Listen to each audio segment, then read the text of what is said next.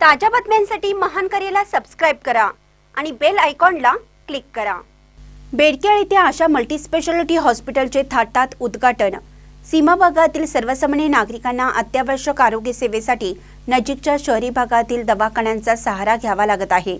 वेळेत रुग्णांना सर्व आरोग्य सेवा मिळणं गरजेचं आहे हे ओळखून आशा ग्रुप संचलित आशा मल्टीस्पेशालिटी हॉस्पिटलचे बेडकेळ शमनेवाडी येथे जगद्गुरू स्वस्ती श्री लक्ष्मीसेन भट्टाचार्य महास्वामीजी महासंस्थान मठ कोल्हापूर व पी श्री शिवप्रसाद देवा उत्तराधिकारी श्री अलम प्रभू सिद्ध संस्थान मठ चिंचणी यांच्या पवित्र उपस्थितीत व डॉक्टर अभिजित कोगनोळे यांच्या उपस्थितीत थाटात उद्घाटन झालं।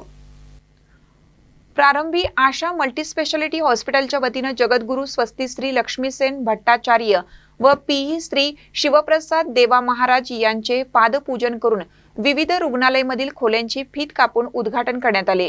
आशा ग्रुप संचलित डॉक्टर मृत्युंजय जंगले, डॉक्टर संदेश जंगले, हर्षवर्धन व राजवर्धन गेबिसे व उमेश वाघमोडे यांच्या संयुक्त विद्यमाने बेडकेळ चिकोडी रोड शमनेवाडी येथील परिसरातील नागरिकांना वेळेत वैद्यकीय चिकित्सा व ICU अशी अत्याधुनिक तंत्रज्ञानातील सुविधा मिळावी या हेतूने आशा मल्टीस्पेशालिटी हॉस्पिटलची उभारणी केली आहे।